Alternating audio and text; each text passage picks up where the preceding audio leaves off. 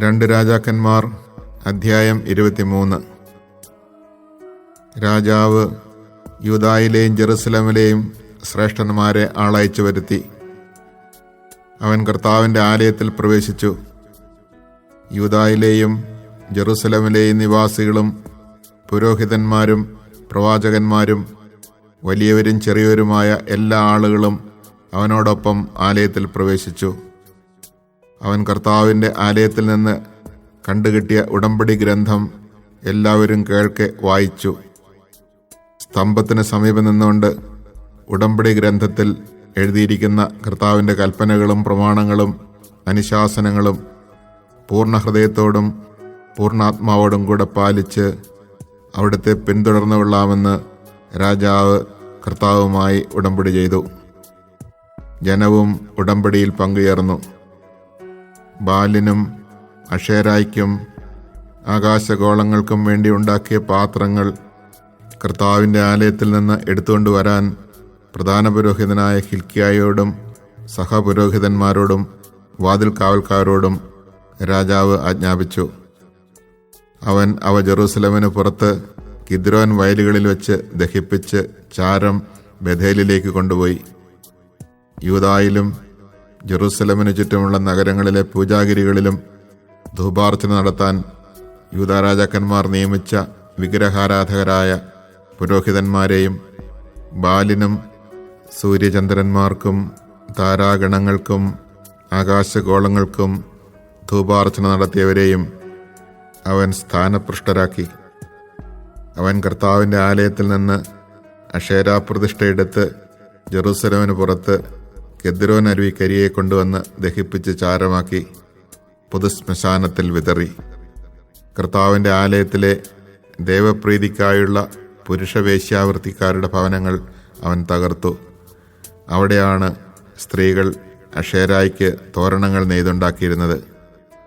അവൻ യൂദാ നഗരങ്ങളിൽ നിന്ന് പുരോഹിതന്മാരെ പുറത്തു കൊണ്ടുവരികയും അവർ ഗേബ മുതൽ ബേർഷബ വരെ ധൂപാർച്ചന നടത്തിയിരുന്ന പൂജാഗിരികൾ മലിനമാക്കുകയും ചെയ്തു. നഗരാധിപനായ ജോഷുവയുടെ പ്രവേശന കവാടത്തിൽ ഇടത്തുവശത്തുള്ള പൂജാഗിരികൾ അവൻ തകർത്തു. പൂജാഗിരികളിലെ പുരോഹിതന്മാർ ജെറൂസലേമിലെ കർത്താവിൻ്റെ ബലിപീഠത്തെങ്കിലേക്ക് വന്നില്ല. അവർ പുളിപ്പില്ലാത്ത അപ്പം തങ്ങളുടെ സഹോദരന്മാരോടൊത്ത് ഭക്ഷിച്ചു. പുത്രീപുത്രന്മാരെ ആരും മോളക്കിന് ബലിയർപ്പിക്കാതിരിക്കാൻ അവൻ ബെൻഹിന്നോൻ താഴ്വരയിലുള്ള തോഫത്ത് മലിനമാക്കി. കർത്താവിൻ്റെ ആലയത്തിനടുത്ത് പള്ളിയറ വിചാരിപ്പുകാരനായ നാഥാൻ മലേക്കിൻ്റെ വസതിക്ക് സമീപം ദേവാലയ കവാടത്തിൽ യൂദാ രാജാക്കന്മാർ സൂര്യന് പ്രതിഷ്ഠിച്ചിരുന്ന അശ്വരൂപങ്ങൾ അവൻ നീക്കം ചെയ്ത് സൂര്യരഥങ്ങൾ അഗ്നിക്കിരയാക്കി. ആഹാസിൻ്റെ മേടയിൽ യൂദാ രാജാക്കന്മാർ നിർമ്മിച്ച ബലിപീഠങ്ങളും കർത്താവിൻ്റെ ആലയത്തിൻ്റെ 2 അങ്കണങ്ങളിൽ മനാസെ ഉണ്ടാക്കിയ ബലിപീഠങ്ങളും അവൻ തകർത്ത് ധൂളിയാക്കി കെദ്രോൻ അരുവിയിലൊഴുക്കി. ഇസ്രായേൽ രാജാവായ സോളമൻ സീദോന്യരുടെ മ്ലേച്ഛവിഗ്രഹമായ അസ്താർത്തേക്കും മൊവാബ്യരുടെ മ്ലേച്ഛവിഗ്രഹമായ കെമോഷിനും അമ്മോന്യരുടെ മ്ലേച്ഛവിഗ്രഹമായ മിൽക്കോവിനും വേണ്ടി ജെറൂസലേമിന് കിഴക്ക് നാശഗിരിയുടെ തെക്ക് സ്ഥാപിച്ചിരുന്ന പൂജാഗിരികൾ രാജാവ് മലിനമാക്കി. അവൻ സ്തംഭങ്ങൾ തകർക്കുകയും അഷേരാ പ്രതിഷ്ഠകൾ വെട്ടിവീഴ്ത്തുകയും അവ നിന്നിരുന്ന സ്ഥലങ്ങൾ മനുഷ്യാസ്ഥികൾ കൊണ്ട് മൂടുകയും ചെയ്തു. ഇസ്രായേലിനെ കൊണ്ട് പാപം ചെയ്യിച്ച നെബാത്തിന്റെ മകനായ ജെറോബോവാം ബഥേലിലെ പൂജാഗിരിയിൽ നിർമ്മിച്ച ബലിപീഠം ജോസിയ തകർത്തു. അഷേരാ പ്രതിഷ്ഠ അഗ്നിക്കിരയാക്കുകയും ചെയ്തു. തിരിഞ്ഞു നോക്കിയപ്പോൾ അവൻ അവിടെ മലയിൽ ശവകുടീരങ്ങൾ കണ്ടു. അവയിൽ നിന്ന് അസ്ഥികൾ എടുപ്പിച്ചുകൊണ്ടുവന്ന് ബലിപീഠത്തിൽ വെച്ച് കത്തിച്ച് അത് അശുദ്ധമാക്കി. കർത്താവ് ദൈവപുരുഷൻ വഴി അരുളി ചെയ്തത് അനുസരിച്ചാണ് ഇങ്ങനെ സംഭവിച്ചത്. രാജാവ് ചോദിച്ചു, ഈ സ്മാരകം എന്താണ്? നഗരവാസികൾ പ്രതിവചിച്ചു, നീ ബഥേലിലെ ബലിപീഠത്തിനെതിരെ ചെയ്ത കാര്യങ്ങൾ പ്രവചിച്ചിരുന്ന യൂദായിലെ ദൈവപുരുഷന്റെ ശവകുടീരമാണ് ഇത്. അവൻ പറഞ്ഞു, അതവിടെ ഇരിക്കട്ടെ, അവൻ്റെ അസ്ഥികൾ ആരും മാറ്റരുത്. അങ്ങനെ സമറിയായിൽ നിന്ന് വന്ന പ്രവാചകന്റെ അസ്ഥികളെപ്പോലെ അതും അവർ സ്പർശിച്ചില്ല. കർത്താവിനെ പ്രകോപിപ്പിച്ചുകൊണ്ട് സമറിയ നഗരങ്ങളിൽ ഇസ്രായേൽ രാജാക്കന്മാർ നിർമ്മിച്ച പൂജാഗിരികളും ക്ഷേത്രങ്ങളും യോസിയ നശിപ്പിച്ചു. അവൻ ബഥേലിൽ ചെയ്തതുപോലെ ഇവിടെയും ചെയ്തു. പൂജാഗിരികളിലെ പുരോഹിതന്മാരെ ബലിപീഠങ്ങളിൽ വെച്ച് കൊല്ലുകയും മനുഷ്യാസ്ഥികൾ അവിടെ ദഹിപ്പിക്കുകയും ചെയ്തു. പിന്നെ അവൻ ജെറുസലമിലേക്ക് മടങ്ങിപ്പോയി. രാജാവ് ജനത്തോട് കൽപ്പിച്ചു, ഈ ഉടമ്പടി ഗ്രന്ഥത്തിൽ എഴുതിയിരിക്കുന്നതനുസരിച്ച് നിങ്ങളുടെ ദൈവമായ കർത്താവിന് നിങ്ങൾ പെസഹ ആചരിക്കണം. ഇസ്രായേലിൽ ന്യായപാലനം ചെയ്ത ന്യായാധിപന്മാരുടെയോ ഇസ്രായേലിലെയും യൂദായിലെയും രാജാക്കന്മാരുടെയോ കാലത്ത് പെസഹ ആചരിച്ചിരുന്നില്ല. എന്നാൽ യോസിയ രാജാവിൻ്റെ 18-ാം ഭരണവർഷം ജെറൂസലമിൽ കർത്താവിന് പെസഹ ആചരിച്ചു. കൂടാതെ പുരോഹിതൻ ഹിൽക്കിയ കണ്ടെത്തിയ നിയമഗ്രന്ഥത്തിൽ എഴുതിയിരുന്നവ നടപ്പിലാക്കാൻ യോസിയ യൂദായിലും ജെറുസലമിലും ഉണ്ടായിരുന്ന ആഭിചാരക്കാരെയും ശകുനക്കാരെയും കുലവിഗ്രഹങ്ങളെയും ബിംബങ്ങളെയും മറ്റ് മ്ലേച്ഛതകളെയും നിർമ്മാർജ്ജനം ചെയ്തു. മോശയുടെ നിയമങ്ങളനുസരിച്ച് പൂർണ്ണ ഹൃദയത്തോടും പൂർണ്ണാത്മാവോടും പൂർണ്ണശക്തിയോടും കൂടെ കർത്താവിനെ പിഞ്ചെന്ന മറ്റൊരു രാജാവ് മുൻപോ പിൻപോ ഉണ്ടായിട്ടില്ല.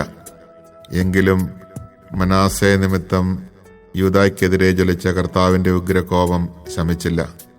അവിടുന്ന് അരുളി ചെയ്തു, ഇസ്രായേലിനെ പോലെ യൂദായെയും എൻ്റെ കൺമുമ്പിൽ നിന്ന് ഞാൻ തൂത്തെറിയും. ഞാൻ തിരഞ്ഞെടുത്ത ജെറുസലമിനെയും എൻ്റെ നാമം എവിടെ ആയിരിക്കുമെന്ന് ഞാൻ അരുളി ചെയ്ത ആലയത്തെയും ഞാൻ നിർമ്മാർജ്ജനം ചെയ്യും. യോസിയായുടെ മറ്റ് പ്രവർത്തനങ്ങൾ യൂദാ രാജാക്കന്മാരുടെ ദിനവൃത്താന്തത്തിൽ രേഖപ്പെടുത്തിയിട്ടുണ്ടല്ലോ. അവൻ്റെ കാലത്ത് ഈജിപ്തിലെ ഫറവോവായ നെക്കോ യൂഫ്രട്ടീസ് നദിയുടെ സമീപത്ത് അസീറിയ രാജാവിൻ്റെ അടുത്തേക്ക് പോയി. യോസിയ രാജാവ് അവനെ നേരിട്ടു. മെഗിദോയിൽ വെച്ച് നെക്കോ അവനെ യുദ്ധത്തിൽ നിഗ്രഹിച്ചു. സേവകന്മാർ മൃതശരീരം ഒരു രഥത്തിൽ മെഗിദോയിൽ നിന്ന് ജെറൂസലമിൽ കൊണ്ടുവന്ന് അവൻ്റെ കല്ലറയിൽ സംസ്കരിച്ചു. അനന്തരം ജനം ജോസിയയുടെ മകൻ യഹോവാഹാസിനെ രാജാവായി അഭിഷേകം ചെയ്തു. ഭരണമേൽക്കുമ്പോൾ യഹോവാഹാസിന് 23 വയസ്സായിരുന്നു. അവൻ ജെറൂസലമിൽ 3 മാസം ഭരിച്ചു. ലിബ്നായിലെ ജെറമിയായുടെ പുത്രി ഹമുത്താൽ ആയിരുന്നു അവൻ്റെ മാതാവ്.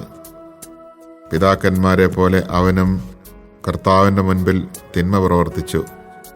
അവൻ ജെറൂസലമിൽ ഭരിക്കാതിരിക്കാൻ നെക്കോ അവനെ ഹമാത്തിലെ റിബ്ലായിൽ തടവിലാക്കി 100 താലന്ത് വെള്ളിയും 1 താലന്ത് സ്വർണവും ദേശത്ത് നികുതി ചുമത്തി. ഫറവോവായ നെക്കോ യോസിയായുടെ മകൻ എലിയാക്കീമിനെ രാജാവാക്കുകയും അവൻ്റെ പേര് യഹോയാക്കീം എന്ന് മാറ്റുകയും ചെയ്തു. യഹോവാഹാസിനെ നെക്കോ ഈജിപ്തിലേക്ക് കൊണ്ടുപോയി അവൻ അവിടെ വച്ച് മരിച്ചു.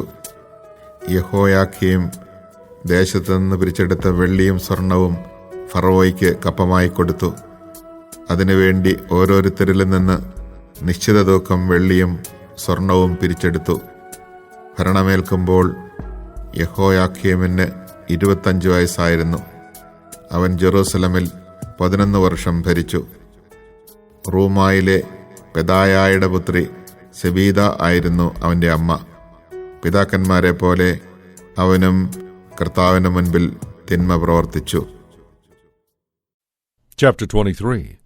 The king then had all the elders of Judah and of Jerusalem summoned together before him. The king went up to the temple of the Lord with all the men of Judah and all the inhabitants of Jerusalem, priests, prophets, and all the people, small and great. He had the entire contents of the book of the covenant that had been found in the temple of the Lord read out to them. Standing by the column, the king made a covenant before the Lord that they would follow him and observe his ordinances, statutes, and decrees with their whole hearts and souls. thus reviving the terms of the covenant which were written in this book. And all the people stood as participants in the covenant.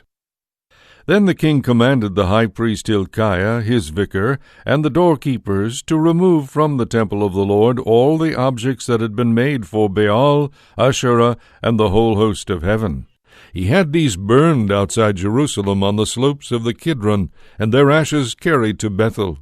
He also put an end to the pseudo-priests whom the kings of Judah had appointed to burn incense on the high places in the cities of Judah and in the vicinity of Jerusalem, as well as those who burned incense to Baal, to the sun, moon, and signs of the zodiac, and to the whole host of heaven. From the temple of the Lord he also removed the sacred pole to the Kidron valley, outside Jerusalem. There he had it burned and beaten to dust, which was then scattered over the common graveyard. He tore down the apartments of the cult prostitutes, which were in the temple of the Lord, and in which the women wove garments for the Asherah. He brought in all the priests from the cities of Judah, and then defiled from Geba to Beersheba the high places where they had offered incense.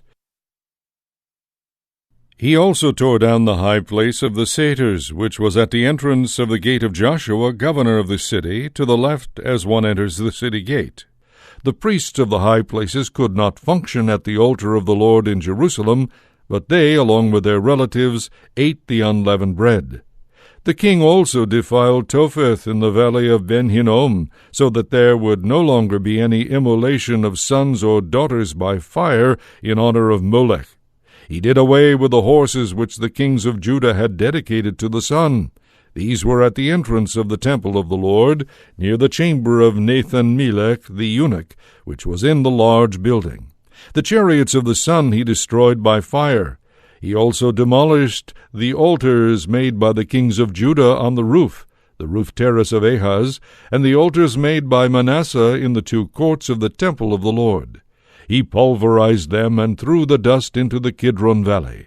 The king defiled the high places east of Jerusalem, south of the mount of misconduct which Solomon king of Israel had built in honor of Astarte, the Sidonian horror, of Chemosh, the Moabite horror, and of Milcom, the idol of the Ammonites. He broke to pieces the pillars, cut down the sacred poles, and filled the places where they had been with human bones. Likewise the altar which was at Bethel, the high place built by Jeroboam son of Nebat, who caused Israel to sin, this same altar and high place he tore down, breaking up the stones and grinding them to powder, and burning the Asherah. When Josiah turned and saw the graves there on the mountainside, he ordered the bones taken from the graves and burned on the altar, and thus defiled it in fulfillment of the word of the Lord which the man of God had proclaimed, as Jeroboam was standing by the altar on the feast day. When the king looked up and saw the grave of the man of God who had proclaimed these words, he asked, "What is that tombstone I see?" The men of the city replied, "It is the grave of the man of God who came from Judah and predicted the very things you have done to the altar of Bethel." "Let him be," he said, "let no one move his bones." So they left his bones undisturbed, together with the bones of the prophet who had come from Samaria. Josiah also removed all the shrines on the high places near the cities of Samaria, which the kings of Israel had erected, thereby provoking the Lord. He did the very same to them as he had done in Bethel.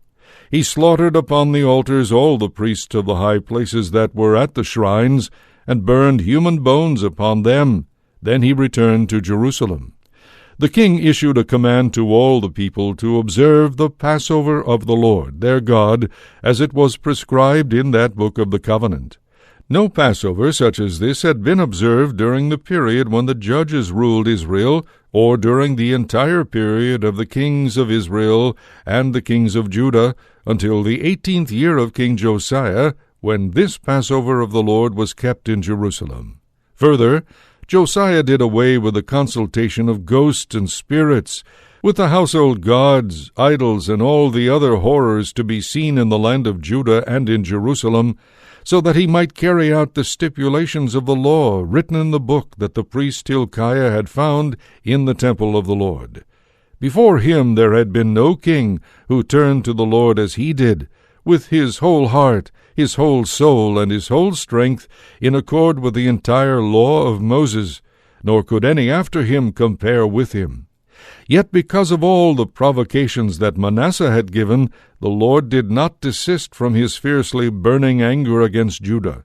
The Lord said, "Even Judah will I put out of my sight as I did Israel. I will reject this city, Jerusalem, which I chose, and the temple of which I said, There shall my name be." The rest of the acts of Josiah, with all that he did, are written in the book of the Chronicles of the kings of Judah. In his time, Pharaoh Necho, king of Egypt, went up toward the river Euphrates to the king of Assyria. King Josiah set out to confront him, but was slain at Megiddo at the first encounter. His servants brought his body on a chariot from Megiddo to Jerusalem, where they buried him in his own grave. Then the people of the land took Jehoahaz, son of Josiah, anointed him, and proclaimed him king to succeed his father. Jehoahaz was 23 years old when he began to reign, and he reigned 3 months in Jerusalem. His mother, whose name was Hamutal, daughter of Jeremiah, was from Libnah. He did evil in the sight of the Lord, just as his forebears had done. Pharaoh Necho took him prisoner at Riblah in the land of Hamath, thus ending his reign in Jerusalem. He imposed a fine upon the land of 100 talents of silver and a talent of gold. Pharaoh Necho then appointed Eliakim, son of Josiah, king in place of his father Josiah. He changed his name to Jehoiakim. Jehoahaz he took away with him to Egypt, where he died. Jehoiakim gave the silver and gold to Pharaoh, but taxed the land to raise the amount Pharaoh demanded. He exacted the silver and gold from the people of the land, from each proportionately, to pay Pharaoh Necho. Jehoiakim was 25 years old when he began to reign, and he reigned 11 years in Jerusalem. His mother's name was Zebidah, daughter of Pedaiah, from Rumah. He did evil in the sight of the Lord, just as his forebears had done.